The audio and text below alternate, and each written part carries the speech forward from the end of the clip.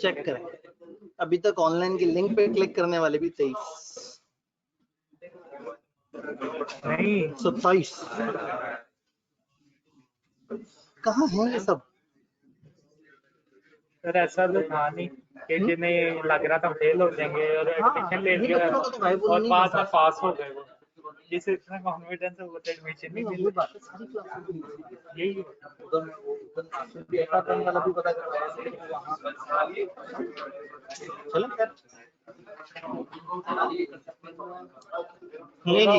थोड़ा हो रही इधर आ ठीक।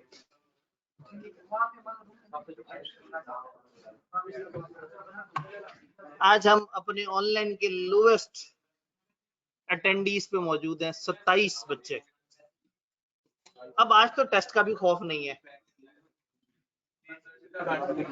रिजल्ट भी गुजर चुका बड़े अरसे पहले।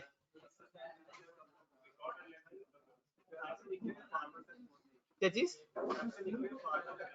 मुझे लग रहा है ये बच्चे रिजल्ट सुनने के लिए घर तक चले गए थे, पता नहीं उसके बाद क्या गुजरी। असल में हमारी क्लास के बच्चों का तो रिजल्ट भी बड़ा कम था, आधे से ज्यादा बच्चों का तो रिजल्ट आना ही नहीं था, वो तो पीछे से आ रहे थे।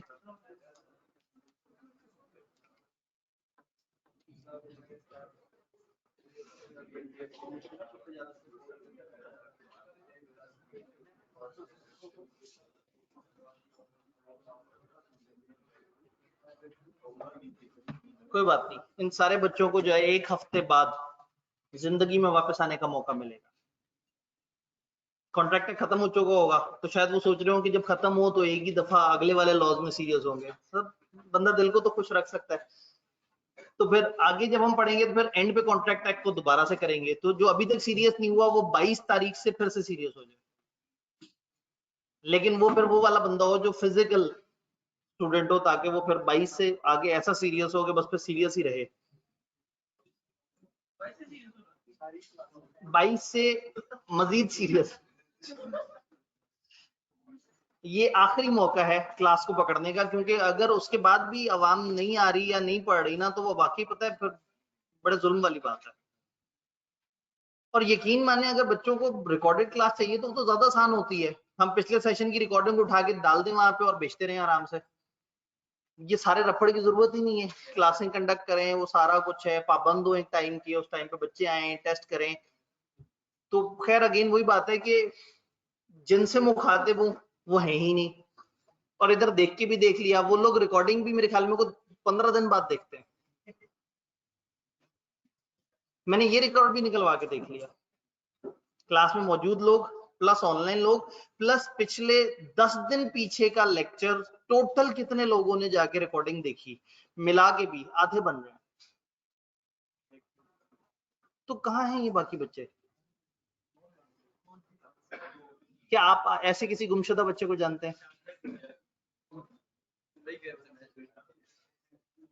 अब तो वर्ल्ड कप का बहाना भी खत्म हो गया। सही है। बाकी देखिए बात यह है कि एक अच्छी मेहनत की हमारी टीम ने, एक अच्छी जगह तक पहुंच गए भाई, 12 टीमों में टॉप 4 में आ गए, और मैच थोड़ा फंसा के ही हारे, ऐसा नहीं है कि मतलब बिल्कुल ही हाथ से चला गया था शुरू से ही। ठीक है, अच्छी फाइट की है। अब अगेन जब हमारा आसिफ 4 छक्के अचानक से मार सकता है, तो दुनिया में हर क्रिकेटर को यह हक हासिल है कि वो कभी भी पागल हो सकता है। तो ठीक है, जैसा हम लोगों ने उस वक्त किया है वैसा हमारे साथ हो गया। तो कम से कम फाइट की है और कोई गिला नहीं है, मतलब पूरे वर्ल्ड कप में एक मैच हारे। ठीक है, मतलब ये को बहुत बुरा स्टेटस नहीं है, जरूरी नहीं कि हमेशा 12 में से आप ही नंबर 1 पे हो। मतलब जी, तो बस वो यही है कि खुशी है कि अच्छा फाइट किया, और मुझे खुशी ये है कि बच्चे अब पढ़ाई पे वापस आ जाए। तो ऐसा नहीं है कि ये मेरी को बहुत ज्यादा दुआ जोर से लगी, अल्लाह जो करता है वो हमेशा बहुत बेहतर के लिए करता है। तो शायद इस वक्त पूरी कौम अपना सारे काम धंधे छोड़ के इन मैचों पे लगी हुई थी, तो कौम के इतने सारे दिन अल्लाह ने बचा लिए, और ऐसा नहीं है कि हमारे प्लेयर्स भी शर्मिंदा वापस आए, हमें उन पे फख्र है, उन्होंने बड़ा अच्छा खेला, बड़े अरसे बाद पाकिस्तान एक टीम के तौर पर नजर आया। बाकी मिसहैप्स वगैरह तो कभी भी हो सकते हैं कि आप कहें वो अगर कैच ना छूटता तो पता नहीं कि कैच ना छूटता तो शायद जीत जाते, हो सकता है कैच कर लेता, अगली बॉल पे अगले वाला बंदा मारना शुरू कर देता। तो ये जो होना होता है वो हो जाना होता है। हाँ, अपनी इंप्रूवमेंट हो सकती है, ऐसा नहीं है कि उस बंदे ने पूरे सीजन में इतने सारे कैचेस छोड़े हो या सारा कुछ है, ठीक है। मतलब जब बुरी होनी होती है तो मिसबा की एक फेवरेट शॉट पे भी वो आउट हो जाता है, जो उसकी सबसे फेवरेट शॉट होती है, तो वो जो जब नहीं लिखी होती ना तो नहीं लिखी होती। तो बहरहाल उन्होंने अच्छा खेला, हमें उन पे फख्र है। अब आपने कब अच्छा खेलना शुरू करना है, मैं आप पे कब फख्र करूंगा।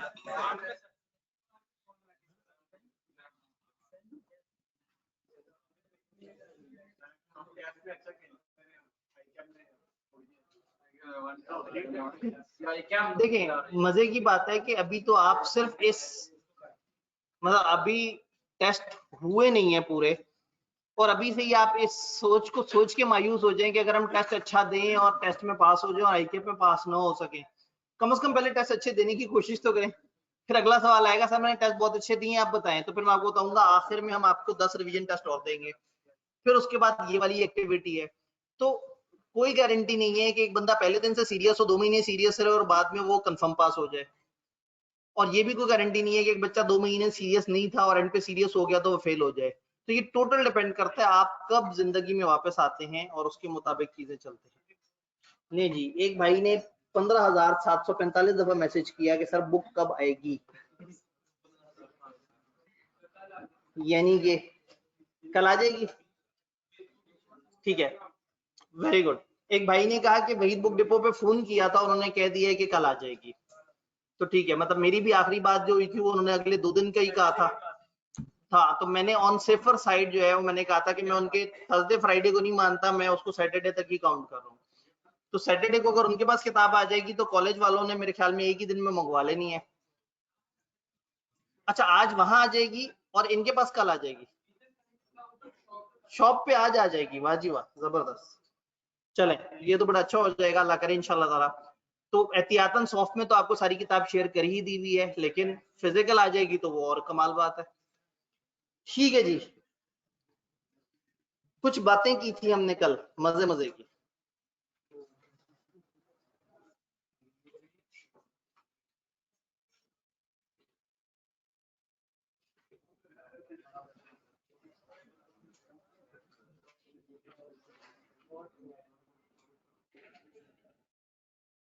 जी, पैटर्न के मुताबिक एक रिकैप।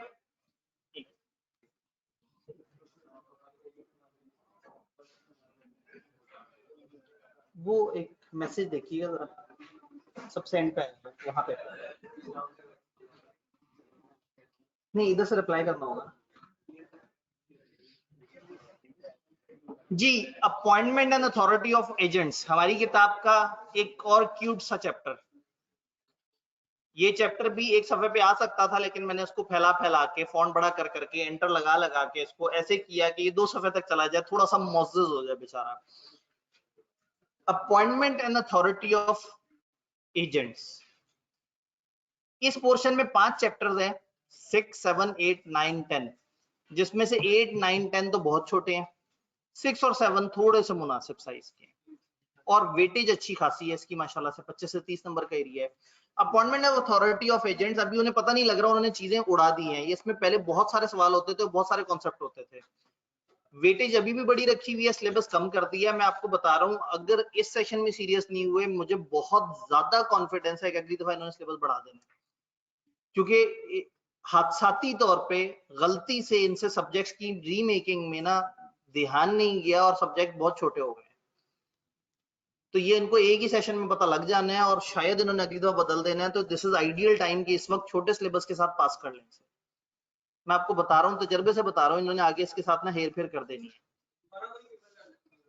मतलब एटलीस्ट सोचेंगे कि जब हमने तोड़ा था, मतलब शायद ये 2 स्टेप में काम हुआ। पहला स्टेप शायद उन्होंने सोचा हो कि पेपर बहुत बड़ा है, पेपर में से अलग अलग जगह से थोड़ी थोड़ी सी चीजें माइनस कर देते हैं, पहले वो माइनस कर दियो, फिर उसके बाद सोचो कि 2 पेपर में डिवाइड कर देते हैं, वो अच्छा है, और 2 पेपर में उस माइनस हुए वाले को डिवाइड कर दियो, तो जैसे उन्हें एहसास होगा कि उन्होंने स्टेप 1 पहले परफॉर्म कर दिया, जो कि स्टेप 2 की जगह होना चाहिए था। तो इस सिलेबस की रिव्यू में ना उन्हें अंदाजा हो जाएगा कि ये बहुत ज्यादा छोटा कर दिया। मैं आपको बता रहा हूँ, वही मैंने आपसे कहा था ना कि यहाँ तो हम 2 दफा सिलेबस भी कर लेंगे ना। चलें एक अगला जुमला देता हूँ, हम पढ़ते पढ़ते आगे जाएंगे, फिर जब पूरा सिलेबस खत्म हो जाएगा तो कॉन्ट्रैक्ट एक्ट जो हमने ये शुरू के 9 चैप्टर्स पढ़े हैं 2 से लेके 10 तक, हम सारे को दोबारा करेंगे इंशाल्लाह। उसके बाद भी हमारा सिलेबस सबसे पहले खत्म होगा।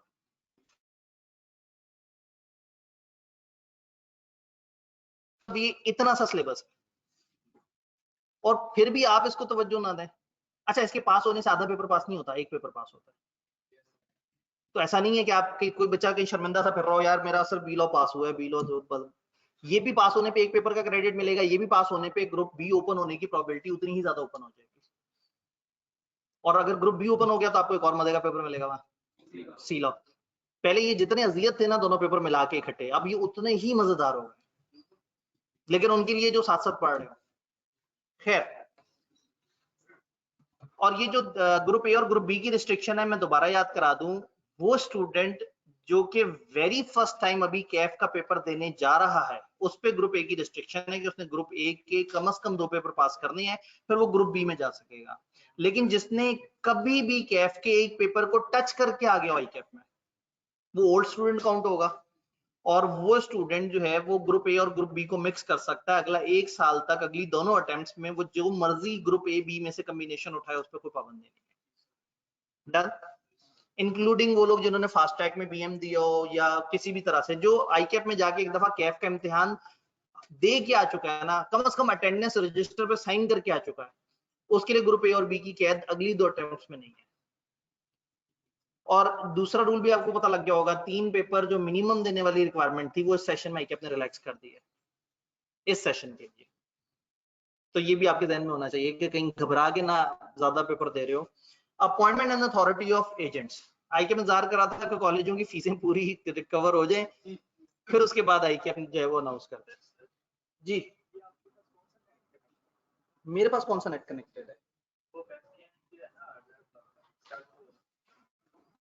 मेरे पास लाइव स्ट्रॉम 301 और यहाँ पे क्योंकि कैमरा तो सामने वाले भाई से आ रहा है, फ्लैश 301।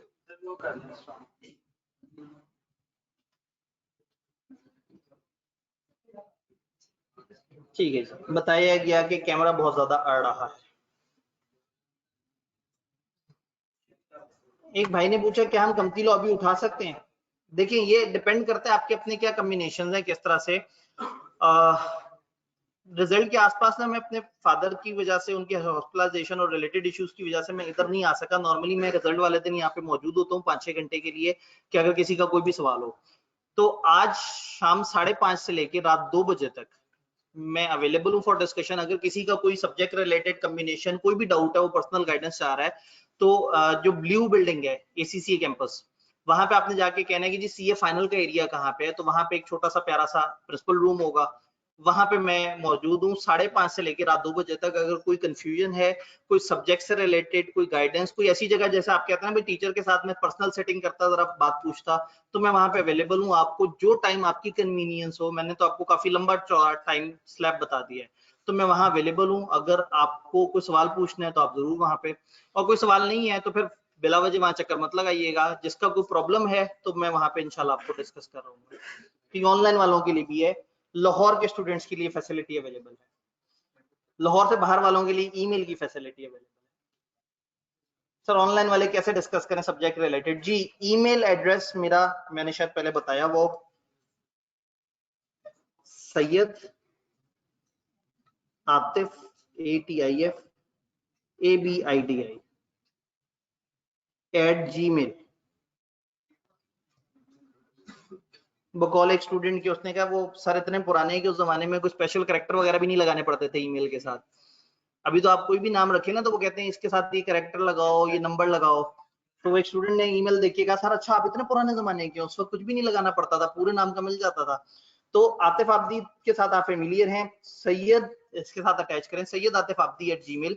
तो जो ऑनलाइन के यूजर्स हैं, अगर उनका कोई गाइडेंस है और वो किसी दूसरे शहर से हैं, वो मुझे एक ईमेल करते हैं डिटेल्ड। रिजल्ट के आसपास ईमेल्स थोड़ी ज्यादा बड़ी भी होती हैं, मैं थोड़ा सा 1-2 दिन के फासले पे हूँ अपनी ईमेल्स को साथ साथ रिस्पॉन्ड कर रहा हूँ, तो 1-2 दिन के अंदर अंदर आपकी ईमेल को भी मैं रिस्पॉन्स करके, आपने अपना पूरा केस बताना है कि जी मैंने इतने पेपर दिए थे, इस तरह से मेरा ये स्टेटस है, तो आगे मुझे क्या करना चाहिए, तो मैं उसमें आपको कोशिश करूंगा कि गाइडेंस दी जाए। डन। जल्दी से रिवाइज करते हैं। हमने पढ़ा था appointment authority of agent. Agent को समझने के लिए हम लोगों ने कहा था कि 3 लोग हैं, एक प्रिंसिपल है, एक एजेंट है और एक थर्ड पार्टी है। प्रिंसिपल और एजेंट के दरमियान होता है एजेंसी रिलेशनशिप।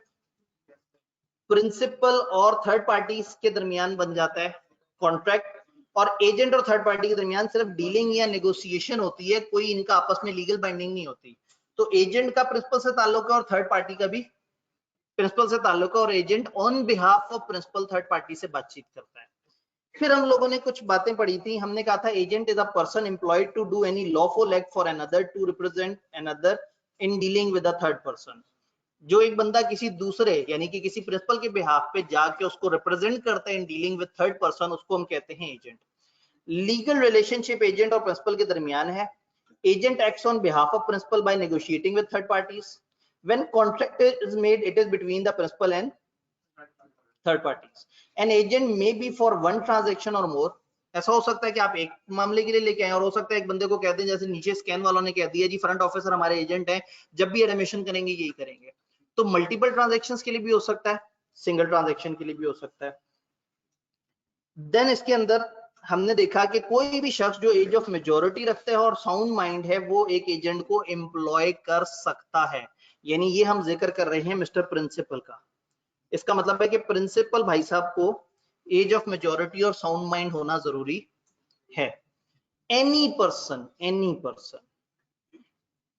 अब इस दफा हम कंपिटेंट पर्सन की बात नहीं कर रहे, हम क्या कह रहे हैं, any person may become agent, और ये एजेंट रिस्पॉन्सिबल होगा अपने प्रिंसिपल को कॉन्ट्रैक्ट एक्ट के मुताबिक। लेकिन अगर ये माइनर या अनसाउंड हुआ तो फिर फंसेगा प्रिंसिपल, फिर ये रिस्पॉन्सिबल कोई नहीं होगा, प्रिंसिपल ही गरीब बेचारा थर्ड पार्टी के हाथों दलील हो रहा होगा।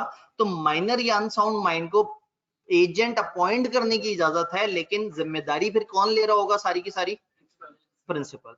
तो एजेंट बाउंड होता है अपने प्रिंसिपल को, लेकिन अगर वो माइनर या अनसाउंड है तो फिर ऐसे में सारी की सारी रिस्पॉन्सिबिलिटी प्रिंसिपल के ऊपर आएगी, और वही बेचारा सबके सामने वाजिब होगा। और एजेंसी के लिए कंसिडरेशन नेसेसरी नहीं है, no consideration is necessary. Consideration necessary नहीं है, हो भी सकती है और नहीं भी हो सकती है। ये जनरल बातें हम लोगों ने देखी थी। देन इससे आगे एक स्टेप करते हैं। हमने कहा एजेंसी में कुछ लीगल प्रॉब्लम्स हैं। कुछ प्रॉब्लम्स क्या है, हो सकता है एक बंदा क्लेम करे कि वो किसी प्रिंसिपल पी के बिहाफ पे काम कर रहा है, और थर्ड पार्टी फिर उस बंदे के साथ डील कर ले कि हाँ भाई ये तो उसका एजेंट है, लेकिन हो सकता है प्रिंसिपल डिनाई कर दे, ना भाई ये तो मेरा एजेंट था ही नहीं। हमने कहा कि एजेंसी में ये दो तरह के प्रॉब्लम ज्यादा आ सकते हैं कि एक बंदा कहे मैं एजेंट हूं फलाना का, वो काम करे, और बाद में प्रिंसिपल के पास थर्ड पार्टी के हाँ भी कॉन्ट्रैक्ट, तो वो कहे वो किसके साथ तुम डील करते रहे हो, वो तो मेरा एजेंट ही नहीं है। इसलिए हमें अथॉरिटी को समझना जरूरी होगा इस प्रॉब्लम के सोल्यूशन के लिए। दूसरा प्रॉब्लम क्या हो सकता है, एक पर्सन एजेंट है प्रिंसिपल का with authority to make agreement on behalf of P. P ने उसे कहा तुम्हारे पास इख्तियार है, जाओ ये काम कर देना।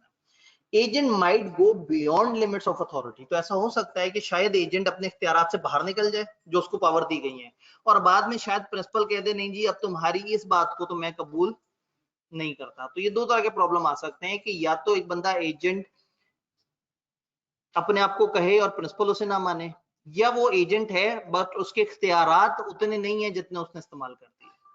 तो इसलिए हमें अथॉरिटी समझनी पड़ेगी। प्रिंसिपल थर्ड पार्टीज को सिर्फ तभी लायबल होगा जब एजेंट के पास अथॉरिटी हो, चाहे वो अथॉरिटी एक्सप्रेस हो या इम्प्लाइड हो, चाहे एक्चुअल हो या पेरेंट हो, मतलब एक्चुअल हो असल में हो या दिख रही हो। जैसे वही बात है ना कि नीचे वाला बंदा जो बैठा हुआ है फ्रंट ऑफिस में, उसका कागज तो आपने नहीं देखा, लेकिन अपेरेंटली क्या लग रहा है कि वो एजेंट है।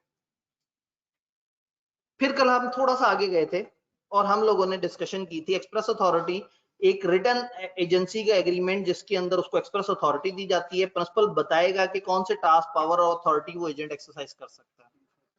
इंप्लाइड में हमने क्या कहा था, authority of agent in excess of express authority. कागज पे लिखी हुई से हट के जो अथॉरिटी है वो इंप्लाइड है, that is inferred from the circumstances. Inferred, ये क्या लफ्ज है, इसका क्या मतलब होता है? इन्फ्रेंशियल स्टैटिस्टिक्स याद है, जिसमें से हम कुछ अखज करते थे, मतलब जिसमें से कुछ कंक्लूजन निकालते थे। तो इन्फर्ड का मतलब है अखज। अखज कौन से ऐसे होता है, ऐसे ये ऐसे ही लें जी, अखज। तो अथॉरिटी जो है वो अखज की जा सकती है, अथॉरिटी समझी जा सकती है सर्कमस्टांसेस से। थिंग्स स्पोकन और रिटन और ऑर्डिनरी कोर्स ऑफ डीलिंग में आल्सो बी अकाउंटेड फॉर। और अगर उसके पास वैसी लिखत पढ़त में कुछ पढ़ा हुआ है फिर तो कंफर्म है उसके पास अथॉरिटी। और कभी कभी ऑर्डिनरी कोर्स ऑफ डीलिंग कि हाँ भाई वो बंदा आपके साथ नॉर्मली जो डीलिंग कर रहा होता है वो एजेंट है। An agent having an authority to carry on business has authority to do every lawful thing necessary for the purpose or usually done in course of conducting such business। एक बंदा जिसको इख्तियार दिया गया है वो नॉर्मली हर वो काम कर सकता है जो उस तरह के काम में करने जरूरी होते हैं। अब अगर किसी दिन मैं आपको हैंड आउट दूं तो ऐसा नहीं होगा कि आप नीचे मैनेजमेंट से जाके कहें कि जी आदि साहब को किसने इख्तियार दिया है कि हमें हैंड आउट दें, वो हैंड आउट देख के हम परेशान हो गए। तो नॉर्मली अगर मुझे कॉलेज ने एक टीचर के तौर पर अपॉइंट किया है तो नॉर्मली एक टीचर जो हरकतें करता पाया जाता है वो मेरे से एक्सपेक्टेड है। तो एक एजेंट हर वो काम कर सकता है जो उस पोजीशन पे मौजूद किसी बंदे से हम नॉर्मली एक्सपेक्ट कर रहे होते हैं। काम लॉफुल होने चाहिए, किसी को अनलॉफुल काम के लिए एजेंट अपॉइंट नहीं किया जा सकता। याद है वो एक बंदा दूसरे से कहे जाके कत्ल कर दो, तो फिर ऐसे में वो एजेंसी नहीं कहलाएगी और वो बंदा खुद भी रिस्पॉन्सिबल होगा। जिसने कत्ल करवाया वो तो होगा ही होगा, और जिसने कत्ल किया वो ये नहीं कह सकता मैं तो एजेंट था, मेरा कोई कसूर नहीं। देन हम लोगों ने आखिरी बात पढ़ी थी अथॉरिटी इमरजेंसी में, इसको मैंने नेसेसिटी भी बोला था। Agent has authority in emergency to all such acts, हर वो काम कर सकता है for the purpose of protecting his principal, अपने प्रिंसिपल को नुकसान से बचाने के लिए हर वो काम कर सकता है एज वुड बी डन, जो किए जा सकते हैं by a person of ordinary prudence in his own case. एक बंदा इमरजेंसी में अपने इंटरेस्ट को बचाने के लिए जो भी काम कर सकता था वो अपने प्रिंसिपल को इमरजेंसी के केस में बचाने के लिए करने का इख्तियार उसके पास है। ये वो सारी अंग्रेजी है जो हमने पढ़ी थी, हमने अपेरेंट अथॉरिटी नहीं पढ़ी थी ताकि पूरा चैप्टर खत्म ना हो जाए हमारा।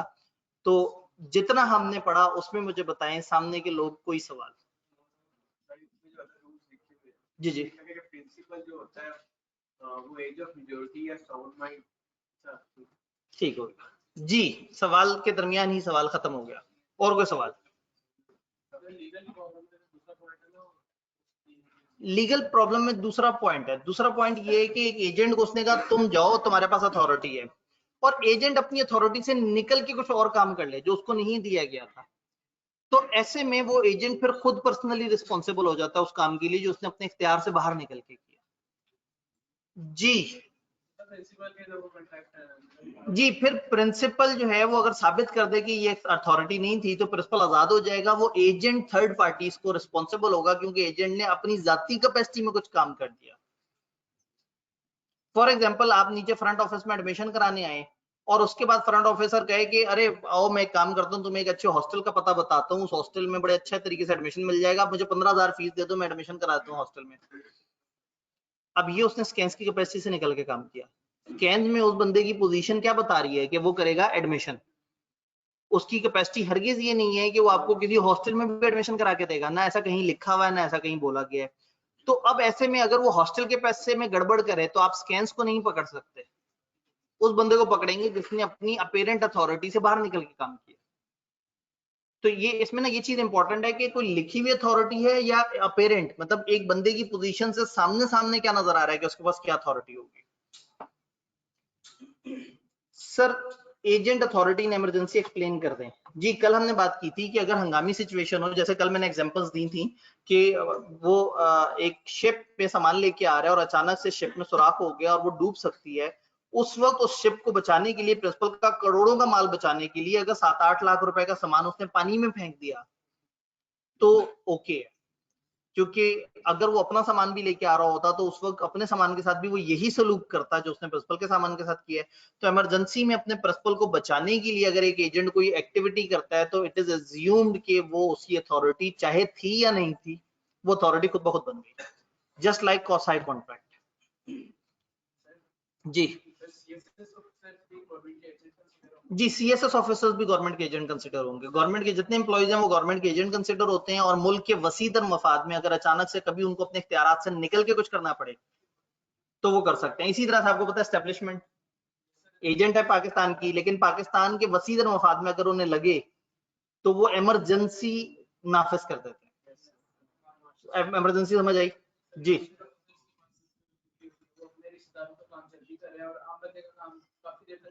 ठीक है, सही है, अपनी पावर मिसयूज कर रहे हैं, बिल्कुल सही कहा जी। एक भाई ने कहा कि सीएसएस ऑफिसर अपनी इख्तियारात का गलत इस्तेमाल करते हैं और अपने रिश्तेदारों का काम जल्दी करा देते हैं और दूसरों का काम डिले से करवाते हैं। तो इसके ऊपर यकीनन बहुत सारे लॉज हैं जिनके अंदर उसका सोल्यूशन है, लेकिन हमारे लॉ में जो एजेंसी है वो बेचारा कुछ सवा सफे का रह गया है और इसमें भी वो बातें नहीं है। अगर ये सवाल आपने 6 महीने पहले पूछा होता तो मैं उस वक्त इसी चैप्टर के अंदर से 2 पॉइंट्स निकाल के आपको साबित कर देता, लेकिन अब हमारा एजेंसी बहुत ही मासूम सा चैप्टर हो गया। ये तकरीबन कोई जितना आपके पास चैप्टर है ना, इससे 10 टाइम्स होता था पहले, 10 टाइम्स। झटका हो गया, अय्याशी लग गई है। आप लोगों की दफा किस्मत ही अच्छी है, एफएससी बगैर रिजल्ट के हो गया, इंट्रो एग्जाम हो गया, इको एग्जाम हो गया, मुफ्त के नंबर बटना शुरू हो गए। आप लोगों का ना कोई बहुत ही बरगजीदा सा बैच है, बहुत ही ज्यादा दुआओं से आ रहे हैं। जो पढ़ने का पीक टाइम होता है उस वक्त कोविड आ गया, तो आप लोग तो मतलब पता नहीं कौन सी दुआएं हैं आपके साथ। ले जी सर, जनरल इमरजेंसी में मार्शल लॉ नाफिज कर सकते हैं, ठीक है जी। अगेन वही बात है कि अगर मुल्क के वसीतर मफाद में मार्शल लॉ जरूरी हो तो आपको पता है कि फिर वसीतर मफाद हमेशा सबसे ऊपर होता है जी। एक भाई ने कहा कि सर आर्मी के पास तो हक है ही नहीं कि वो टेक ओवर करें। इमरजेंसी अथॉरिटी होती ही वो अथॉरिटी है जो अपनी अथॉरिटी से बाहर निकल के काम करे। मैं वही बात कर रहा हूँ ना, अपनी अथॉरिटी से बाहर निकल। भाई मेरे पास अथॉरिटी थी बच्चे को नीचे फेंकने की, मैंने इमरजेंसी में बच्चे को नीचे फेंका, कल वाली एग्जांपल अगर आपको याद हो। तो उस एजेंट के पास अथॉरिटी थोड़ी थी सामान जब मर्जी दिल करे पानी में फेंक दो। इमरजेंसी में एक बंदा अपनी एक्चुअल अथॉरिटी से बाहर निकल के कुछ करता है, वो जो उसने बाहर निकल के कुछ किया है वो उसकी इमरजेंसी वाली अथॉरिटी है, और उसके ऊपर फिर सवाल हम नहीं कर सकते अगर साबित हो जाए कि उसने इन बेस्ट इंटरेस्ट ऑफ अपने प्रिंसिपल किया। तो अगर फौज in best interest of Pakistan साबित कर दे कि पाकिस्तान का मफाद था उस वक्त, तो इसका मतलब है कि उन्होंने भले अपने इख्तियारात से बाहर निकल के किया लेकिन वसीतर मफाद में किया। तो वसीतर मफाद जो है ना, ये वर्ड बड़ा वसीतर है, इसके अंदर काफी सारी चीजें आ जाती हैं। अथॉरिटी का फर्स्ट पॉइंट दोबारा एक्सप्लेन कर दें। एक्चुअल अथॉरिटी का, इम्प्लाइड का,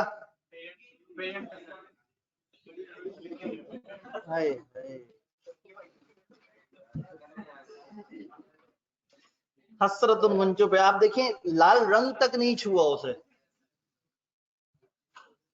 कल हमने ये पढ़ा ही नहीं था, और अभी तो मैं इधर आया ही नहीं, ये तो मैंने आज पढ़ाना है, ये यही तो कल छोड़ा था। ठीक है, तभी तो मैं कहूँ पेरेंट कौन सी, आप कहाँ से लेके आ रहे हैं। एक भाई ने अपना सवाल इतनी दफा पेश किया कि मैं जवाब नहीं दूंगा। मैं जवाब देने लगा था लेकिन अब आपका जवाब नहीं दूंगा।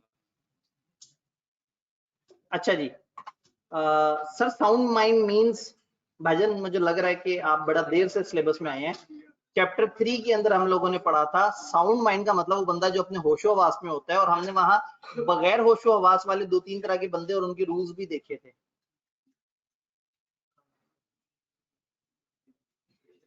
सर अगर माइनर कत्ल कर दे और वो एजेंट हो तो इसमें प्रिंसिपल फंसेगा। देखिए माइनर तो बच्चा है, अगर वो कत्ल कर दे तो बच्चों को कौन कौन से हकूक बचा सकते हैं, यानी कॉन्ट्रैक्ट एक्ट के मुताबिक तो वो बच्चा है, लेकिन कुछ और ऐसे हकूक हैं जो छोटे बच्चों को भी जेल में डाल सकते हैं। तो इसलिए हर सिचुएशन में कॉन्ट्रैक्ट एक्ट मत फिट किया करें। कॉन्ट्रैक्ट एक्ट बेचारा तिजारती कानून है, तो इसको हम अगर हर जगह पे अप्लाई करेंगे तो थोड़ा मुश्किल होगा। मैं जस्ट एग्जांपल देते हुए कभी इधर उधर की एग्जांपल दे देता हूँ, लेकिन आपने तिजारती एग्जांपल जहन में रखनी है।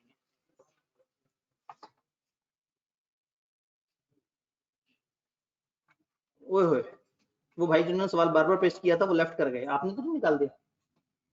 नहीं ऐसे ना, हाँ, मैंने उन्हें कह दिया था तो वो चले, वो अपने आप को सुधार सकते थे।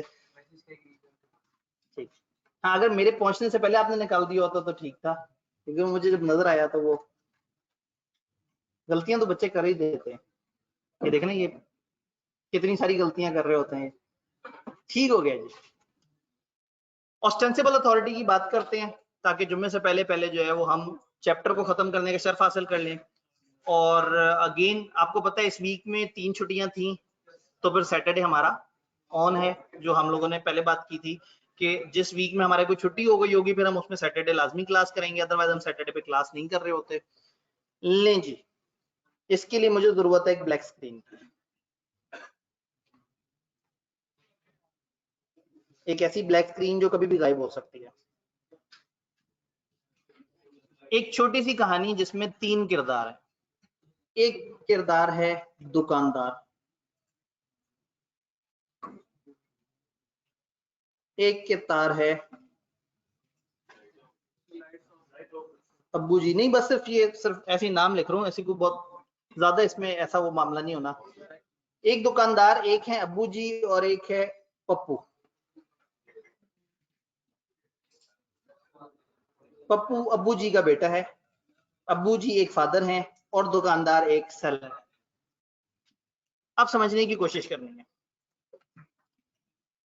अब्बू और पप्पू जी एक दिन एक नए इलाके में शिफ्ट हुए, वहां पे उन्होंने घर किराए पे लिया और पप्पू को उन्होंने कहा बेटा जाके दुकान से बोतलें ले।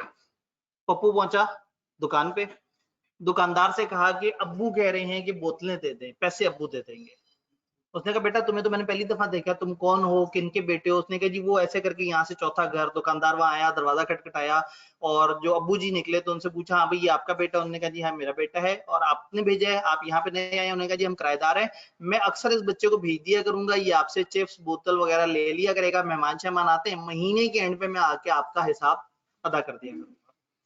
तो अब्बा जी ने एक्सप्रेस अथॉरिटी के साथ पप्पू को अपना एजेंट डिक्लेयर कर दिया। क्लियर हो गया? दुकानदार के पास अब पप्पू जब भी जाता था चिप्स या बोतल वगैरह लेने तो वो उसको दे देता था और वो बच्चा घर ले आता था अपने फादर के कहने पे। एक दिन अब्बू जी को गुस्सा आया पप्पू पे और अब्बू जी ने पप्पू को आग कर दिया, आग कर दिया, जायदाद से बेदखल कर दिया। उन्होंने कहा निकल जाओ, तुम एक बड़े घटिया इंसान हो, तुम्हारे पेपर ही नहीं पास होते सीए के। वो जनाब उसको निकाल दिया घर से बाहर।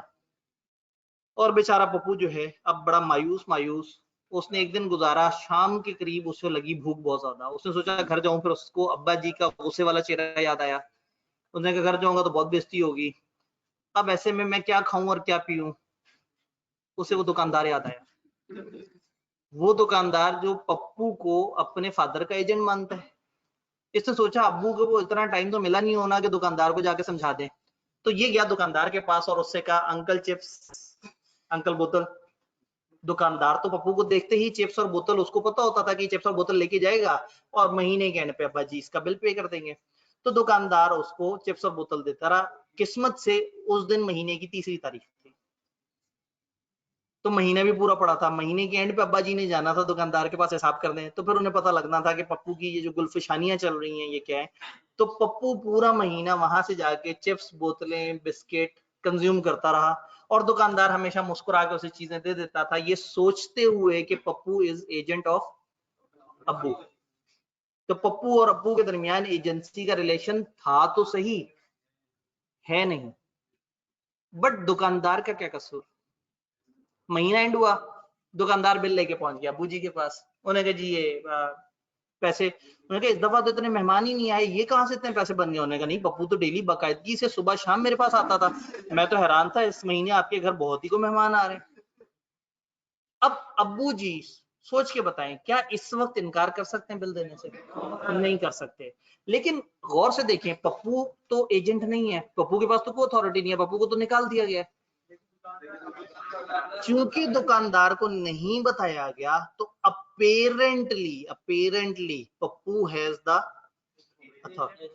एक्चुअल अथॉरिटी नहीं है, अपेरेंट अथॉरिटी है। इसको हम ऑस्टेंसिबल अथॉरिटी भी कहते हैं। ये जो ये एजेंसी है ना इस वक्त जो हमने पढ़ी, इसको हम कहते हैं एजेंसी बाय एस्टॉपल। मुश्किल सा लफ्ज है, सिलेबस में अभी नहीं है, थोड़ा सा आगे जाके हम पढ़ेंगे। इसको हम कहते हैं agency by estoppel, ESTOPPEL, agency by estoppel. इसमें एक ऐसा शख्स जो एजेंट नहीं होता लेकिन दुनिया की नजर में इसलिए एजेंट होता है कि दुनिया को नहीं बताया गया कि वो अब एजेंट नहीं रहा। तो ऐसे शख्स के पास जो अथॉरिटी होती है वो अपेरेंट होती है, या इसके लिए हम एक मुश्किल सा वर्ड इस्तेमाल करते हैं, ऑस्टेंसिबल अथॉरिटी। बात समझ आई? ये एग्जांपल समझ आई? तो एक शख्स जो एजेंट नहीं है आज की डेट में, बट थर्ड पार्टी की नजर में वो इसलिए एजेंट है कि कभी प्रिंसिपल ने किसी भी वक्त बताया था कि ये मेरा एजेंट है, और आज ये नहीं बताया कि ये मेरा एजेंट नहीं रहा। एग्जांपल समझ आई? जल्दी से डिस्क्रिप्शन देखते हैं और फिर जुम्मे के लिए रवाना हो जाते हैं। Principal is liable to third party when third party has reasons to believe, जब थर्ड पार्टी के पास कुछ ऐसा हो यकीन करने को, जब थर्ड पार्टी को लगता हो that agent has authority to act on behalf of principal, कि एजेंट के पास अथॉरिटी होगी even though he is not an, अगर थर्ड पार्टी के पास एक सॉलिड रीजन है कि हाँ भाई ये बंदा तो एजेंट है और वो एजेंट नहीं था, तो भी प्रिंसिपल बाउंड होगा, क्योंकि थर्ड पार्टी को प्रिंसिपल ने ही तो कंफ्यूज किया था कि ये मेरा एजेंट है। ये जुमला समझ आया? सेकंड जुमला, third party can assume that an agent holding a particular position, वो पप्पू जो कि बेटा है अब्बा जी का, has all the power that are normally given to such position. Normally ये बेटा आके जो भी चीज मांग रहा है वो अपने घर के लिए ही मांग रहा होगा, unless third party has knowledge of something against this. हाँ, अगर दुकानदार को अब्बा जी ने मैसेज करके बता दिया कि भाई पप्पू को कोई चीज नहीं देनी, मैंने उसे निकाल दिया घर से, तो अब अगर दुकानदार उस कंफर्मेशन के बावजूद पप्पू को कोई चीज देगा तो अब दुकानदार फंसेगा। अदरवाइज अगर दुकानदार ने इस यकीन की बेस पे कि ये पप्पू तो एजेंट है अपने अब्बा जी का और उसको कोई भी चीजें सप्लाई की हैं, तो ऐसे में जो असल जो कसूरवार है वो अब्बू जी हैं, जिन्होंने दुकानदार को नहीं बताया पप्पू के बारे में। तो चार तरह की अथॉरिटीज हमने पढ़ी। एक्चुअल जो कागज पे लिखी हुई हो, बोली जाए, सुनी जाए। एम्प्लॉयड जो कि एक पोजीशन से नॉर्मली समझ आती हो। अपेरेंट जो है नहीं लेकिन लग रही है, और इसमें असल कसूर होता है प्रिंसिपल का कि उसने लोगों को ये ऐसे ही है जैसे एक बंदा आपका पार्टनर और आपने पार्टनरशिप से निकाल दिया और बताया नहीं उन लोगों को जिनसे वो डील करता था। और चौथा इमरजेंसी वाला केस, वो हम लोगों ने देखा था। तो बेसिकली एजेंसी में ये एक छोटा सा हमारा पॉइंट रहता था, ये आपने पढ़ा, छोटा सा मजेदार सा चैप्टर है और इस पोर्शन में इंपॉर्टेंट भी है। इसे आप लोगों ने देखना है। कल सिर्फ इन 2 लाइंस के ऊपर डिस्कशन करेंगे और फिर 6 और 7 में से एक चैप्टर उठा के देख लेंगे हमारे पास टाइम कितना है, तो इंशाल्लाह ताला हम उसको शुरू कर देंगे। ठीक है, ये आप कल मुझे याद कराइएगा तो इंशाल्लाह ताला। जी, असल में मैंने इकट्ठे अपना मैं प्लान कर रहा हूँ कि जरा एक दफा ग्रुप इकट्ठा कर दूं, क्योंकि अभी किताब सबके हाथ में आ जाए ना, वरना ये है कि हवा में चल रहा होगा सब कुछ। ठीक है जी, इंशाल्लाह ताला मिलते हैं। पेन कहां